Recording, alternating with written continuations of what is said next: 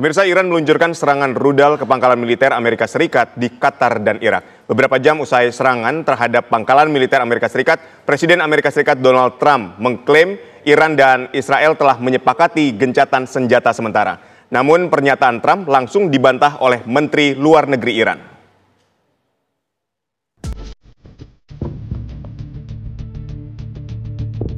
Iran melancarkan serangan rudal ke pangkalan militer Amerika Serikat di Qatar dan Irak pada Senin malam waktu setempat. Iran menyebut serangan itu sebagai balasan langsung atas serangan Amerika Serikat terhadap 3 fasilitas utama nuklir Iran, yakni Isfahan, Natanz, dan Fordow. Iran meluncurkan 6 rudal yang menyasar pangkalan udara Al-Udeid di Qatar, serta sejumlah instalasi militer Amerika Serikat di Erbil dan Ain al-Asad, Irak. Garda Revolusi Iran menyatakan pangkalan Al-Udeid menjadi target utama karena menjadi markas komando pusat operasi militer Amerika Serikat di Timur Tengah. Otoritas Qatar mengatakan sistem pertahanan udaranya berhasil mencegat rudal tanpa korban jiwa atau luka. Pemerintah Qatar mengecam serangan rudal tersebut dan menyebut serangan itu sebagai pelanggaran berat kedaulatan negara. Situasi memanas mendorong sejumlah negara Teluk termasuk Uni Emirat Arab, Arab Saudi, dan Bahrain untuk menutup sementara wilayah udaranya. Beberapa jam usai serangan terhadap pangkalan militer Amerika Serikat, Presiden Donald Trump mengklaim Iran dan Israel telah menyepakati gencatan senjata sementara.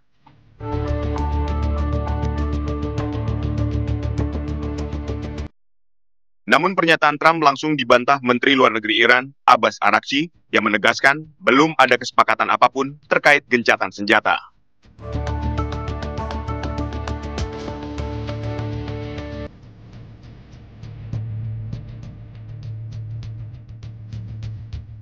Hingga Selasa dini hari, saling balas serangan rudal Israel dan Iran masih terus berlanjut.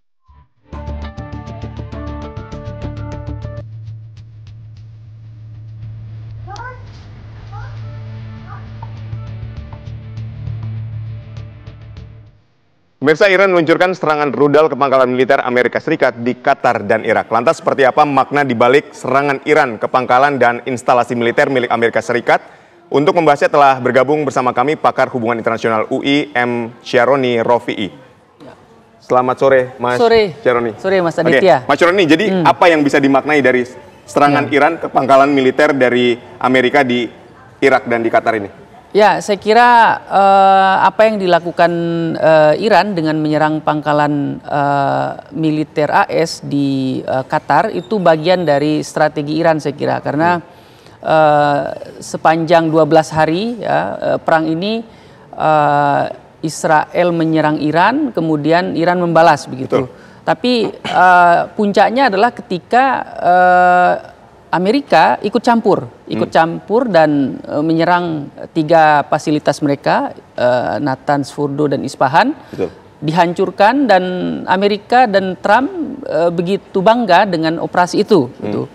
Nah, tentu Iran tidak tinggal diam karena dia merasa bahwa kami adalah orang yang taat patuh pada NPT, Non-Proliferation Treaty, dipantau oleh IAEA, tapi kami diserang begitu. Oleh sebab itu, saya kira ketika dia menyerang, dia melakukan kalkulasi bahwa di Timur Tengah banyak sekali pangkalan militer Amerika yang bisa dijadikan sasaran. Kebetulan gitu, Al-Udeid ini adalah salah satu pangkalan militer Amerika terbesar di Timur Tengah. Dan saat kunjungan Trump ke Timur Tengah, ini adalah base yang dikunjungi oleh Trump. Maka ketika Iran menyasar military base gitu, itu pesan bahwa kami akan menyerang tetapi serangannya itu terukur. Saya kira itu pesannya. Nah, serangan terukur dan penuh kalkulasi. Betul. Nah, apa yang bisa digambarkan dari yang ingin disampaikan Iran kepada dunia? Ya, jadi saya kira yang dilakukan Iran hari ini adalah Iran itu masih percaya pada pendekatan diplomasi, ya, bahwa sementara ini sebelum serangan dilakukan, Iran menggunakan jalur diplomatik ke Qatar, gitu ya, untuk paling tidak memberitahu bahwa kami akan menyerang, gitu ya, dan serangannya itu ke wilayah Qatar, yaitu Al-Udeid, gitu ya.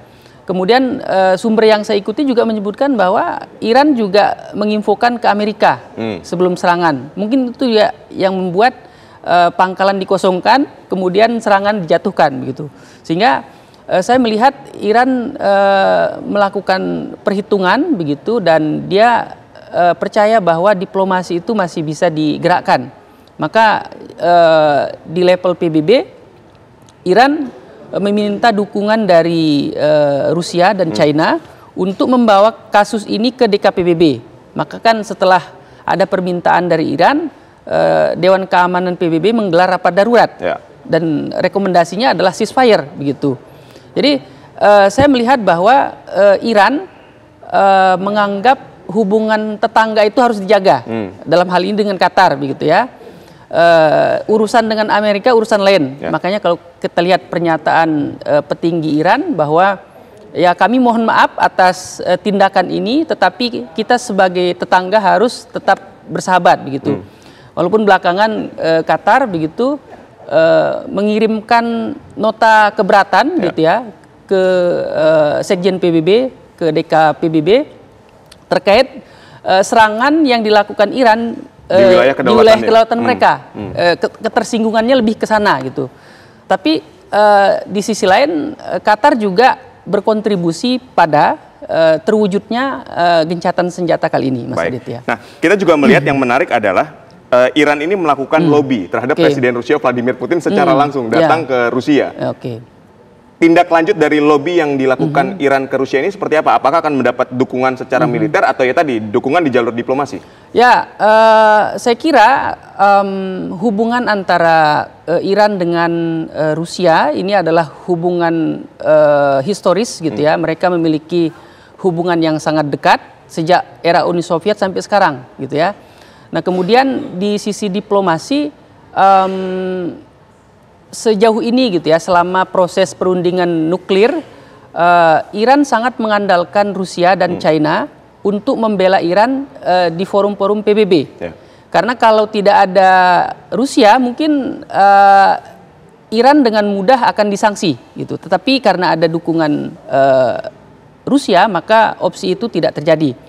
Nah, kemudian apakah ada kemungkinan Rusia turun gelanggang? Saya kira Rusia tidak akan turut campur secara langsung gitu ya. Karena Rusia pada momen ini sedang ada urusan di Ukraina gitu ya. Mereka sedang berperang. Namun tentu Rusia akan menggunakan jalur-jalur backdoor gitu ya, untuk mendukung backup dari belakang. Karena kalau kita lihat hubungan dua negara ini kan dalam hal operasi Rusia di Ukraina, Iran banyak menjual drone ke Rusia. Jadi drone-drone yang dimiliki Iran banyak digunakan di Ukraina. Ya. Setelah serangan Iran ke pangkalan militer Amerika di Qatar dan Irak, kemudian kan secara sepihak Donald Trump kemudian juga diikuti oleh Israel, ini menyatakan gencatan senjata. Walaupun terus akhirnya dibantah oleh Menteri Luar Negeri dari Iran itu sendiri. Ya, kalau kita lihat timelinenya begitu, bahwa sepertinya Amerika juga berhitung, ya Trump berhitung bahwa pilihan menyerang Iran itu ternyata mendapatkan resistensi dari domestik. Di Kongres begitu, Demokrat sudah pasti menolak. Artinya ini tidak ada dukungan dari rakyat, tidak ada juga dukungan dari PBB.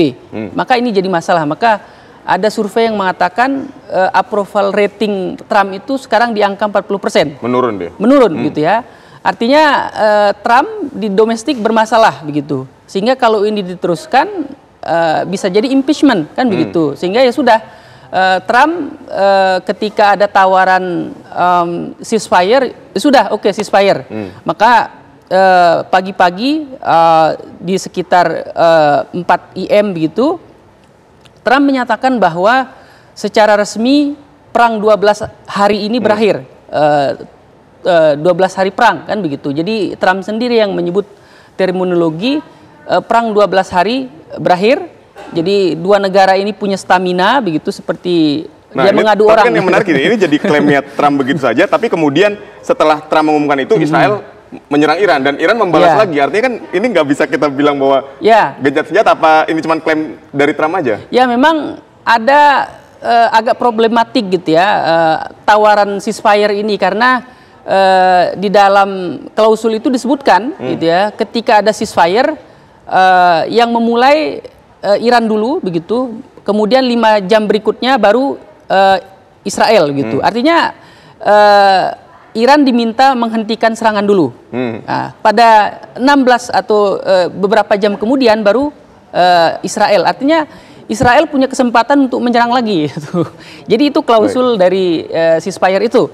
Tapi kalau kita lihat pernyataan resmi para pihak begitu, Trump menyatakan bahwa ceasefire begitu, kemudian Menlu Iran juga menyatakan setuju dengan ceasefire dan berterima kasih kepada Qatar atas inisiasi ini, dan negara-negara lain saya kira juga setuju dengan itu. Maka kalau kita lihat pernyataan per hari ini, Menlu Prancis begitu meminta ceasefire sudah terjadi, maka Iran selanjutnya diskusi kembali urusan nuklir. Gitu. Artinya para pihak ini sudah melihat bahwa opsi ceasefire ini adalah win-win solution. Gitu. Jadi eskalasi di Timur Tengah setelah ini menurut Anda akan menurun atau justru semakin memanas ketika misalnya Israel melakukan serangan lagi ke Iran, kan bisa saja? Ya, jadi dalam situasi perang begitu, ceasefire itu kan penanda bahwa perang diakhiri sementara. Kalaupun ada kemungkinan serangan lagi, itu urusan lain. Karena kan yang mendeklarasikan itu kan posisi hari ini gitu ya. Iran mengatakan ini adalah ceasefire yang sepihak gitu. Jadi Iran tetapi Israel dipaksa menerima gitu, karena patronnya mengatakan ceasefire. Karena ini instruksi Trump begitu.